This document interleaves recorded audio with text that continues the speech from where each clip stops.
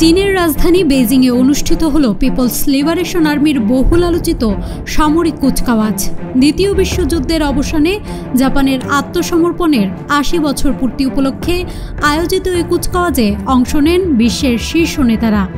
অনুষ্ঠানে উপস্থিত ছিলেন চীনের প্রেসিডেন্ট শি জিনপিং, রাশিয়ার প্রেসিডেন্ট ভ্লাদিমির পুতিন ও উত্তর কোরিয়ার নেতা কিম জং উন। এবারের কুচকাওয়াজে প্রথমবারের মতো প্রকাশ্যে আনা হয়েছে চীনের কয়েকটি নতুন প্রজন্মের পারমাণবিক ও হাইপারসোনিক ক্ষেপণাস্ত্র। এর মধ্যে রয়েছে সমুদ্র, স্থল ও আকাশ থেকে উৎক্ষেপণযোগ্য পারমাণবিক ক্ষেপণাস্ত্র, যা একাধিক স্বাধীন ওয়ারহেড বহন করতে সক্ষম। ওয়ালটন এখন দেশের সীমানা পেরিয়ে পৌঁছে গিয়েছে ৫০টিরও বেশি দেশে। ওয়ালটন, ঘরে ঘরে, বিশ্বজুড়ে।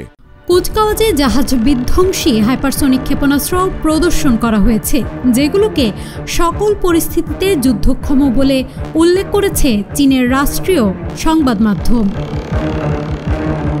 ড্রোন প্রতিরক্ষায় চীন এবার দেখিয়েছে উচ্চ প্রযুক্তির নতুন ব্যবস্থা।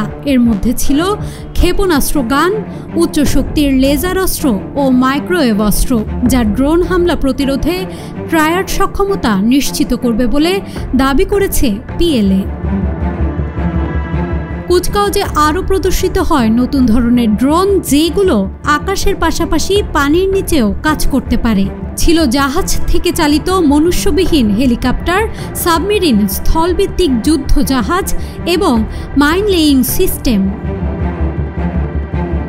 বিশ্লেষকদের মতে এ ধরনের প্রদর্শনী শুধু চীনের প্রতিরক্ষা সক্ষমতার অগ্রগতি নয়, বরং আন্তর্জাতিক অঙ্গনে শক্তি প্রদর্শনেরও একটি স্পষ্ট বার্তা।